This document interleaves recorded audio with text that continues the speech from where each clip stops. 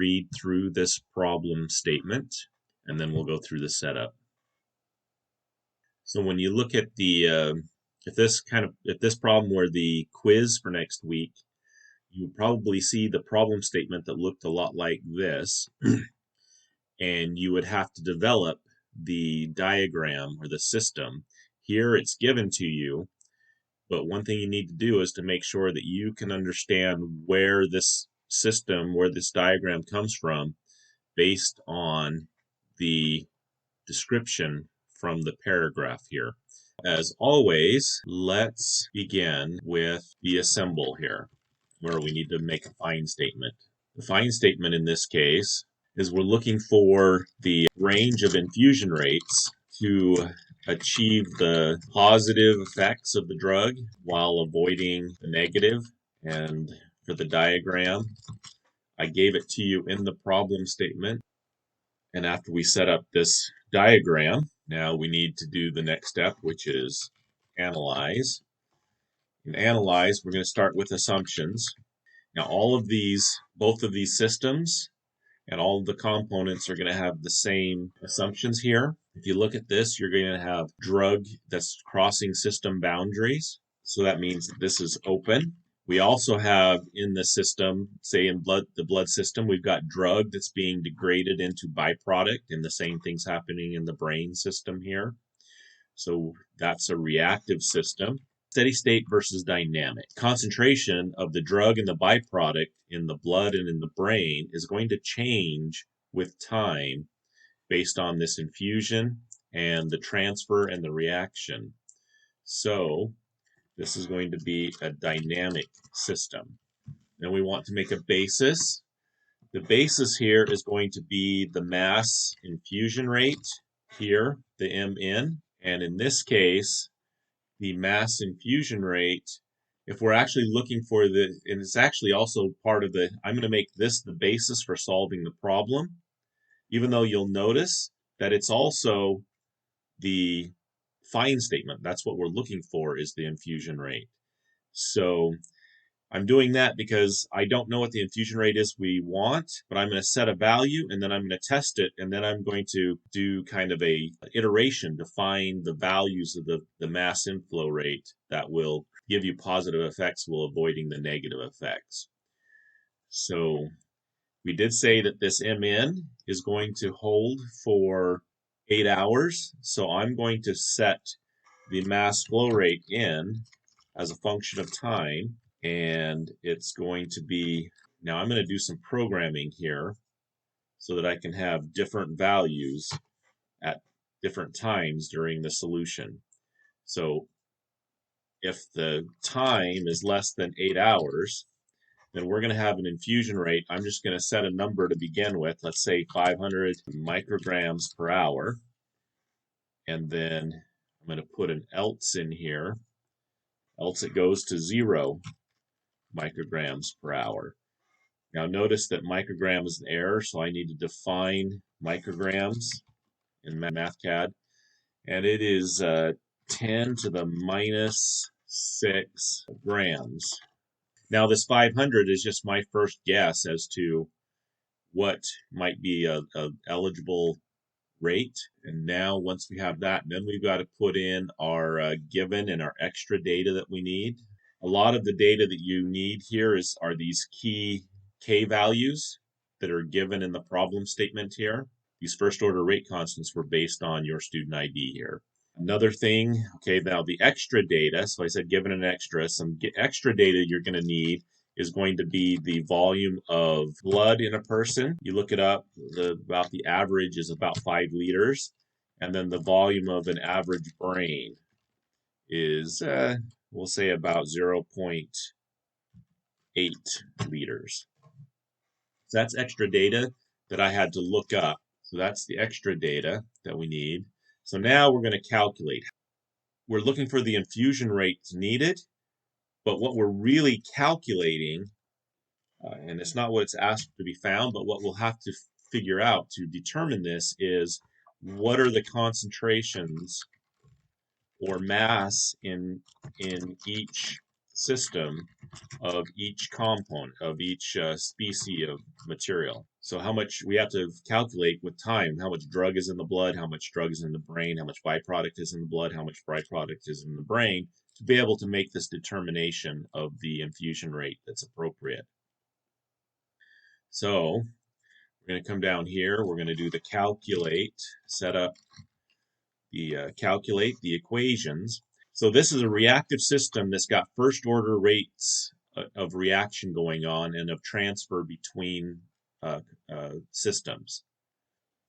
Reactions and transfer rates are first order, so that's going to lead to differential equations that account for, we can make and a nice thing with these component systems, if you do a component analysis, as this is called, by breaking the systems up into components, you're basically breaking the systems up into the individual components here. You know that you're going to have an equation for each component for each system. So in this case, we've got 2 components in blood, 2 components in brain. We know we can generate 4 equations here. And so and the 4 unknowns are the mass of drug in blood, mass of byproduct in blood, the mass of the drug in the brain, the mass of the byproduct in the brain. Those are our unknowns, and those are the equations that we can generate. So we're going to generate 4 equations. Because these are differential equations in MathCAD, I need to make a solve block here to do the equations. So first, we're going to start with the first equation. And if I pull first system we're going to do is going to be the mass of drug in the blood. So how you write that equation is you're going to start by saying, okay, the accumulation, or basically the accumulation of the drug and I'll call it in the BL for blood, with time. This is the accumulation term, dBl dt, is going to be equal to the rate that it's entering minus the rate it leaves here, plus the rate it comes in here, minus the rate it goes out in 7, minus the rate that it goes out in K1. So you're going to have a term in your equation for each of these arrows that's entering or leaving the drug or the blood. So, and the rate that it's leaving, so let's start with Mn. This is the first arrow, is Mn. So we're going to have positive, this is the N term, N dot M of T. That's the rate N. And then let's look at minus K3. So the next is going to be minus K3. Minus K3 times the mass of drug in the blood, which in this case is, we called dBl. So it's going to be K3 times dBl of T. This arrow here is another out, so minus K7 times dBl. So minus K7 times dBl of T. Another minus K1, so minus K1 times dBl of T. So that's the 3 out arrows. Now you'll notice that I can actually group these terms if I wanted by saying minus, and then if I put in parentheses here, K3 plus K7 plus K1, I can collapse all 3 of those into that term. That's basically minus each of those outs. And then we've got one more arrow that was on here. It was a K4. So let's do the K4. So plus K4 times, but what's affecting the rate that drug is coming into the blood from the brain here? It's coming from the brain to the blood. So it's actually not, it's going to be based on how much drug is in the brain. So dBr of T here. So that's your first equation. This is the mass of drug in the blood. Then this next equation is going to be the rate. Let's do the drug in the brain next. So T, and so it's dBr of T equals. So then you come up here and you look at what are the arrows in and out here. So it's going to be 2 outs is K2 and K4. So we can say minus K2 plus K4 times dBr. And then if you look at that, you've got one arrow coming in is K3 here to this box. So it's going to be plus K3 times, now this time it's coming from the blood compartment into the brain. So the blood compartment concentration is what's going to drive, the mass is going to drive it. So this is dBl of T. And then this is the mass of drug in the brain. And then we go to our next equation here. You're going to do the same thing with, let's do byproduct in the blood. We'll do this box here. So we've got arrows coming in is going to be K1 and K6. You can't combine them though because one's coming from blood and the other's coming from brain. So if we come down here, it's going to be, this is a byproduct in the blood, is going to be plus K1 times, and this was dBl, it was coming from the blood, and then plus K6, let's look and make sure here. Yep, K6 is coming in from the brain, so it's K6 times dBr of T. And then we have our outs, the things coming out of this box is K5 and K8, both coming out of the byproducts in the blood box. So you can add those together, K5 plus K8, right? Verify that. K5 and K8 are going to be multiplied by BL, the byproducts in the blood of T. And this is the byproduct in blood. And then we can do the same thing for the byproduct in the brain. And then so we look at this box, and what do we see? Two arrows coming in, K2 from the brain, K5 from the blood. So you're going to have K2 from the brain. So this is drug from the brain plus K5 times K5 is coming from the byproduct in the blood. So that's BBL, byproduct in the blood. That's the two pluses. And then we look up here is we've got one minus is K6. So this is going to be minus K6 times BBR. The mass of byproduct in the brain is driving transfer back out to the blood. The more you get here, the more it goes out. So there's our four equations. This is the byproduct in the brain. So now, for each of these equations, we need an initial condition, dBl at 0 seconds at the beginning here, or you could say 0 hours, either way. What is that equal to? What's happening here? Before you inject any drug, there's no drug in either system, and there's no byproduct in either system. So that's actually nice. It basically just makes all of these 0, let's say, micrograms. There's 0 micrograms of drug in the blood, drug in the brain. Drug in the brain, we could do, let's do the byproduct here. Byproduct in the blood, 0 hours. It's going to be 0 micrograms.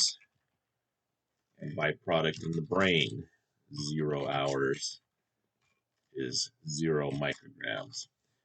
So there's no drug or byproduct in the blood or brain at time 0. These are all the initial conditions here.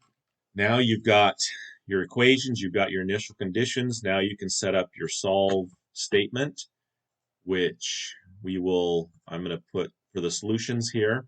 dBl, that's drug in the blood, drug in the brain, byproduct in the blood, and byproduct in the brain is going to be equal to ODE solve, and then here we're going to look for dBl of T. So now the drug in the brain is next. So drug in the brain and this is byproduct in the blood and byproduct in the brain.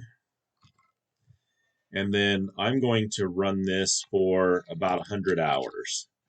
Let's see, this is the solution driver statement. So now we've got the solution. So now I'm going to actually look at a chart so that I can look and see, insert chart, XY plot, and then down here we're going to put T times S. Here we're going to put, let's look at the two that we're interested in, because these are the ones that we're told in the problem statement. We got to make sure that the the drug in the brain has got to reach a certain level to be effective, and the byproduct in the brain above a certain level has a side effect. So let's just examine those. So we're going to look at drug in the blood, and we're going to look at let's add a trace drug byproduct in the brain. No, we want drug byproduct. We want drug in the brain here, and byproduct in the brain, because that's where the activity is. That's T times S. All right, so there's, now we're going to have to, let's run this for hours instead of seconds here. And let's fix this so it goes from 0 to, let's try 60 hours from now and see how that looks. So one way to test this without, let's cut this from here. And I'm going to put it down here where I can see the chart. And if I change this equal sign here to a, if you actually go to your operators and you go to this triple equal sign, this is a global equal here. This equal that I just put in, 1 milligram, 0 milligrams, maybe it'll, let's see what it does. I need to divide this by the volume of the blood and this by the volume of the blood to get the right answer. Because remember, the problem statement said something about concentration, not mass. So this is